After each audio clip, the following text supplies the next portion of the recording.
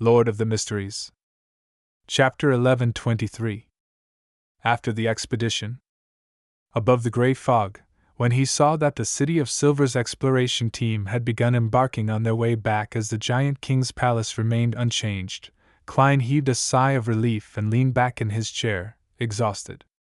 After 2 hours of observation, his spirituality was nearing its limits.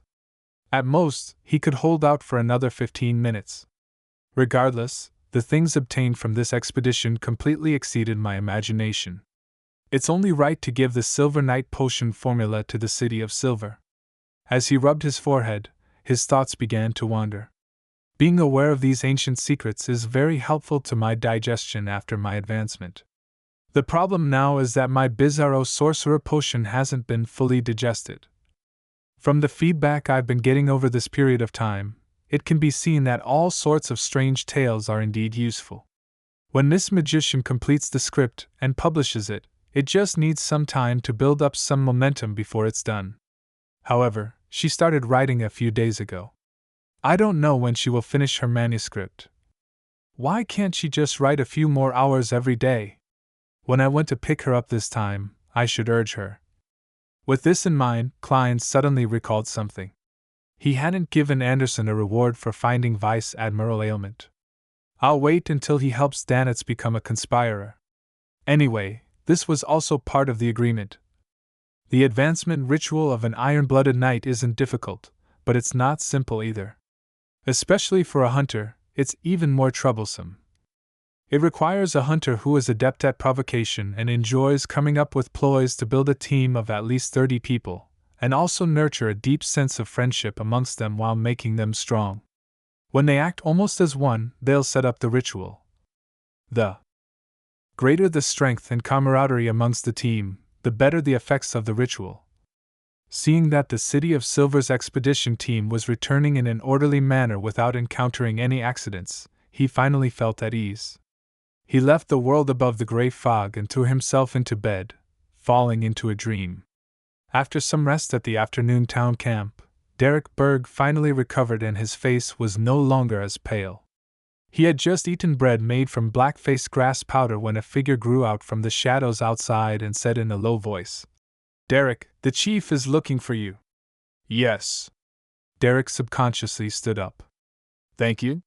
He was originally prepared to find the chief and hand over the Silver Night potion formula. After watching the messenger retreat into the shadows, he walked out of the room and arrived at the clearing where the bonfire was illuminated. At a glance, Derek saw many members who hadn't participated in the expedition gathered in groups of 2 or 3. They were excitedly discussing something. They already knew that one could see the sea from the giant king's court. They knew that it wasn't too far from the coast, and as long as they found the correct path, they would arrive there in no time. This was an important step for the City of Silver to save themselves after discovering the outsider, Jack. The residents of the City of Silver, who mainly had the power of dawn, finally saw the light of dawn. Their long wait and persistence seemed to have paid off. Derek could understand the feelings of his team members because he was the same. However, from the world Gehrman Sparrow, he knew very well that the waters and the ruins of the Battle of Gods weren't that simple. To head to the other side of the sea would probably be extremely difficult.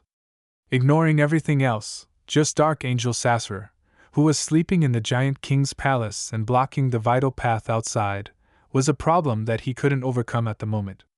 I can only hope that Mr. Fool will bless me. Yes, for that boy to appear in the temple ruins, it means that there are other paths that can bypass the giant king's palace and reach the sea. Derek thought optimistically as he circled around the quietly burning bonfire and walked towards the chief's room on the other side. Suddenly, he saw a person sitting silently in the shadow of a boulder. It was a man in his 20s, and he was much taller than Derek. He held a pale gold bracelet with 3 small bells hanging on it as he looked at it with his pupils unfocused. Derek was no stranger to this man. He knew that he was the husband of Aniona, Dolores, a Sequence 6 Dawn Paladin. In the City of Silver, before the age of 18, one could date freely until they were married. And if one didn't have a partner at the age of 18, they would be arranged to have one. It was the same for widows and widowers after 3 years. This was a necessary measure to ensure the necessary population level for the City of Silver's continuation. It seemed like it was against human rights, but for the continuation of the entire city in the Dark Lands, it could only be done this way.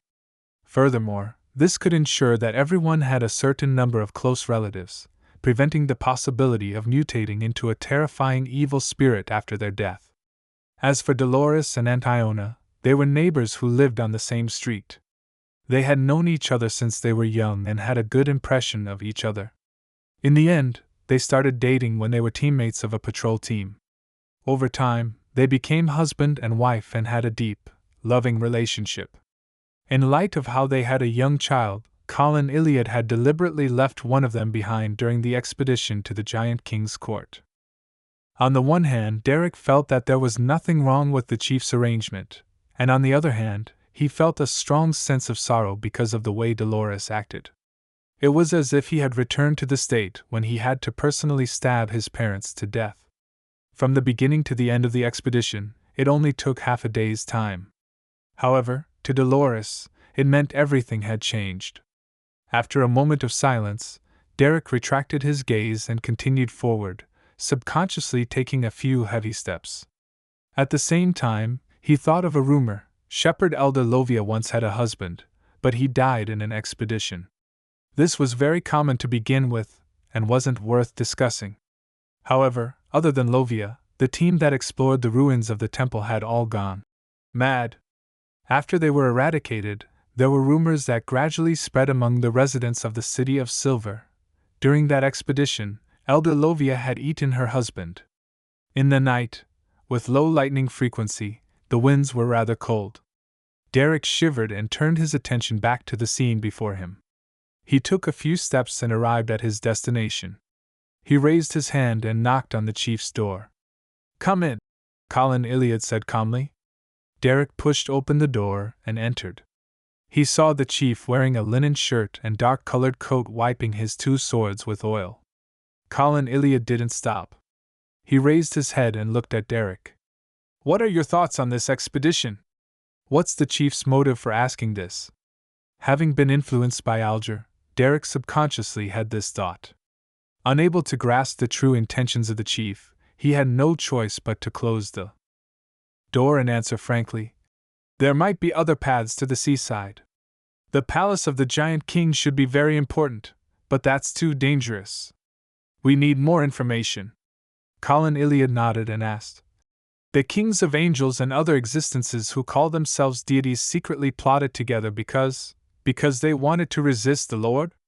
And their success caused this land to be forsaken?" Although Derek had never directly heard of such an inference, it wasn't difficult to come up with a similar conclusion based on the various secrets he had learned from the Tarot Club.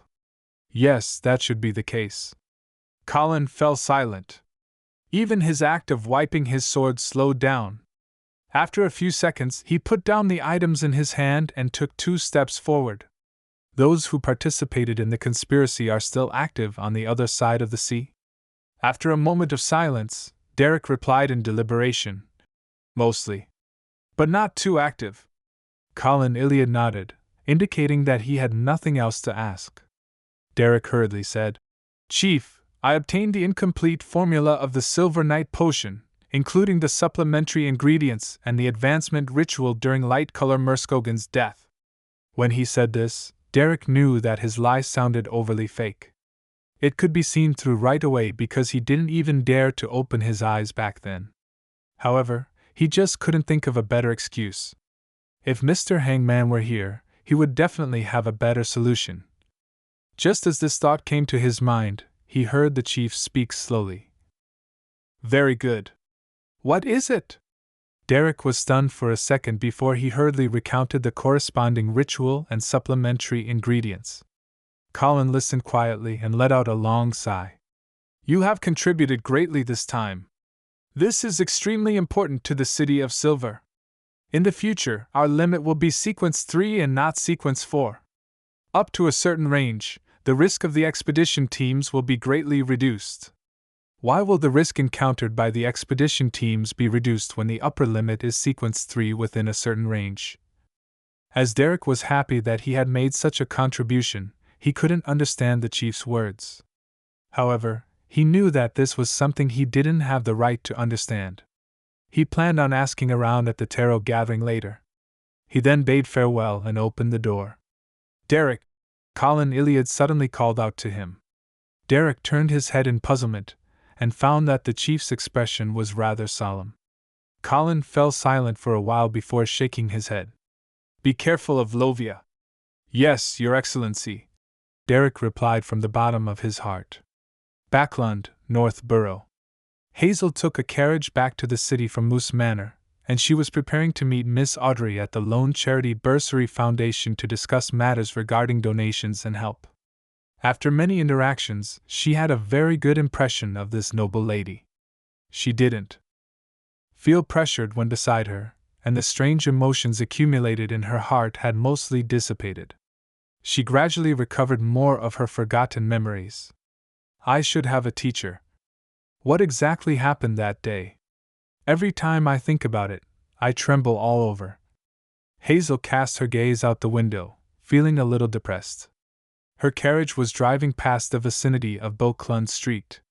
At this moment, a person dressed in the clothes of a mailman rode his bicycle horizontally across the carriage, looking rather relaxed.